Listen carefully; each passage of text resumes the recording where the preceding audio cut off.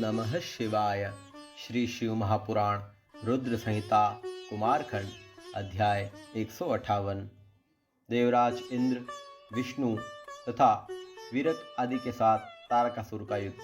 ब्रह्मा जी बोले, हे तात, हे नारद, इस प्रकार मैंने देवदानवों सेनाओं के भयंकर युद्ध का वर्णन किया। अब दोनों सेना के सेनापतियों कार्तिकेय और तारकासुर के युद्ध का वर्णन सुनिए। इस प्रकार देव दानों के लिए विनाशकारी घोर संग्राम में तारकासुर ने परम शक्ति अस्त्रों द्वारा इंद्र पर प्रहार किया, जिससे घायल होकर वे उसी क्षण हाथी से गिर पड़े तथा मूर्छित हो गए। वज्र के धारण करने वाले इंद्र को उस समय बहुत कष्ट हुआ। हे तात, उसी प्रकार अति बलवान था महारण में प्रवीण असुरों ने सभी लोकपालों को पराजित कर दिया। युद्ध करते हुए दूसरे देवगण भी दैत्यों से पराजित हो गए और उनके तेज को न सह सके। इस कारण वे इधर उधर भागने लगे। इस प्रकार सफल उद्योग वाले विजयी असुर गर्जना करने लगे और सिंहनाद करते हुए कोलाहल करने लगे। इसी समय क्रोधित हो उठे वीरभद्र अपने को वीर मानने वाले तारकासुर और पराक्रमी गणों के साथ आए। शिवजी के कोप से उत्पन्न बलवान वीरभद्र देवगणों को अपने पीछे करके स्वयं सभी गणों के साथ आगे होकर युद्ध की इच्छा से तारकासुर के सामने आ गए। उसी समय वे सभी प्रमदगण एवं दैत्य उत्साहित होकर उस रणस्थल में एक दूसरे से प्रहार करने लगे और युद्ध करने लगे। रण में कुशल वे एक दूसरे पर त्रिशूल, सृष्टि, पाश, खड़ग, परशु एवं पट्टिश से प्रहार करने लगे। वीरभद्र ने उस तारक को त्रिशूल से अत्यधिक आहत कर दिया और वह क्षण भर में मूर्छित होकर भूमि पर सहसा गिर पड़ा। इसके बाद वह दैत्य श्रेष्ठ तारक ने मूर्छा त्याग कर बड़ी शीघ्रता से उठकर वीरभद्र पर शक्ति से बलपूर्वक प्रहार किया। पराक्रमी महातेजस्वी वीरभद्र भी अपनी घोर त्रिशूल से शीघ्र ही उस तारकासुर पर प्रहार करने लगा। तत्पश्चात दैत्यों के अधीश्वर एवं वीरों में मान्य महाबली तारक ने भी रणभूमि वीरभद्र पर शक्तियों से प्रहार किया। इस प्रकार युद्ध विद्या में कुशल युद्ध करते हुए वे दोनों अनेक प्रकार के अस्त्रों शस्त्रों से एक दूसरे पर प्रहार करने लगे। उस समय उन दोनों वीरों में सबके देखते ही देखते अत्यंत रोमांचकारी भयंकर द्वंद्व युद्ध होने लगा। तब भेरी, मृदंग, पटह, आनक तथा गोमुख बाजे बजने लगे, जिसे सुनकर वीर प्रसन्न हो कायर व्याकुल हो गए। एक दूसरे के प्रहार से जर्जर कर दिए गए वे दोनों बड़ी सावधानी के साथ बुध तथा मंगल के समान बड़े वेग से परस्पर युद्ध करते थे। तब तारकासुर के साथ वीरभद्र का ऐसा युद्ध देखकर वहां वीरभद्र के पास जाकर शिवजी के प्रिय आप कहने लगे। नारद जी बोले, हे वीरभद्र, हे महावीर, आप गणों में श्रेष्ठ हैं। आप इस युद्ध से हट जाइए, क्योंकि आपके द्वारा इसका वध उचित नहीं है।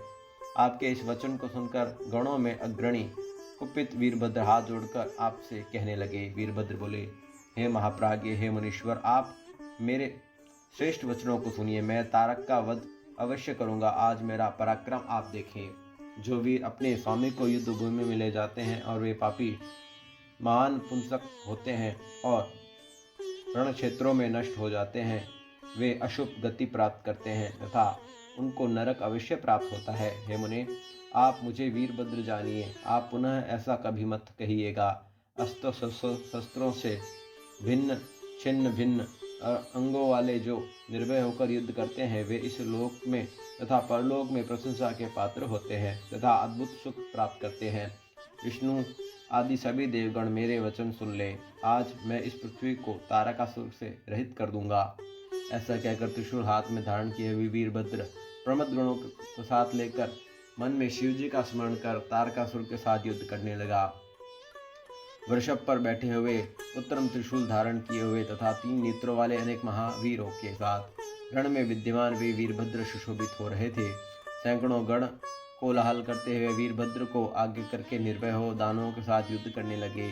इसी प्रकार तारकासुर के अधीन रहने वाले बलोन्मत्त महावीर राक्षस भी क्रोधित हो क्रोध में भरकर गणों का मर्दन करते हुए युद्ध करने लगे।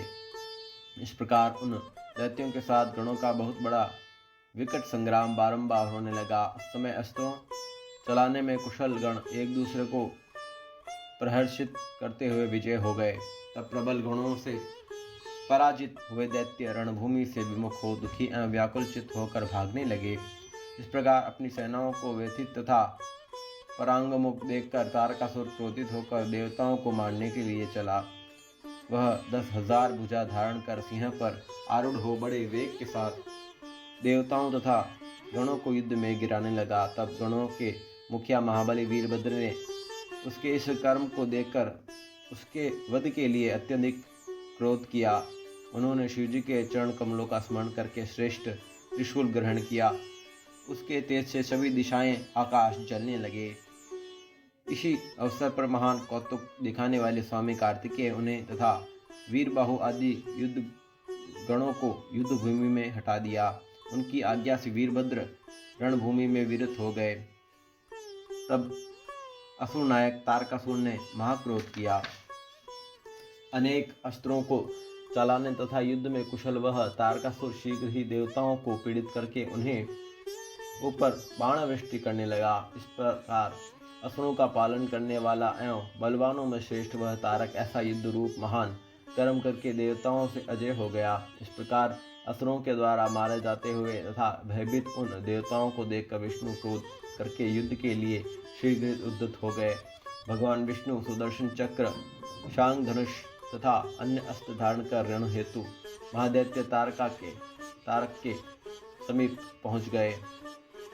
तदंतर हे मुने, सबके देखते ही देखते तारकासुर तथा विष्णु का रोमांचकारी अति भयंकर तथा घोर युद्ध होने लगा। विष्णु ने बड़े वेग के साथ गदा उठाकर असुर तारक पर प्रहार किया। महाबली तारक ने भी त्रिशिख से उस गदा के 2 टुकड़े कर दिए और एवं देवताओं के भय देखने वाले भगवान विष्णु अत्यंत क्रोधित हो गए और उन्होंने शांग धनुष से छोड़े गए बाणों से उन असुर नायक पर प्रहार किया और प्रारंभ किया। शत्रु वीरों का हनन करने वाले उस महावीर तारकासुर ने भी अपने तीक्ष्ण बाणों से उनके समस्त बाणों को शीघ्र ही काट दिया। इसके बाद तारकासुर ने अपनी शक्ति से विष्णु पर शीघ्रतापूर्वक प्रहार किया। इस प्रकार के प्रहार से मूर्छित होकर वे विष्णु पृथ्वी पर गिर पड़े। तब क्षण भर के बाद चेतना प्राप्त कर वे उठ गए और उन्होंने महान सिंहनाद करके क्रोध के साथ जलती हुई अग्नि के समान तेजस्वी चक्र को धारण किया। विष्णु ने उस चक्र को दैत्यराज पर प्रहार किया और उस तीव्र प्रहार से आहत होकर वह पृथ्वी पर गिर पड़ा। बलशाली असुर नायक दैत्यराज तारक ने पुनः उठकर बड़ी तेजी के साथ अपनी शक्ति से सुदर्शन चक्र को काट दिया और उसी महाशक्ति से देवताओं के प्रिय अच्युत पर प्रहार किया। तब महावीर विष्णु ने भी नंदक नामक खड्ग से उस पर प्रहार किया। हे मुने, इस प्रकार अक्षीण बल वाले बलवान विष्णु तथा तारकासुर दोनों ही रण में एक दूसरे से घोर संग्राम करते रहे। ओम नमः शिवाय। श्री शिव महापुराण रुद्र संहिता कुमारखंड अध्याय 158 संपूर्ण हुआ।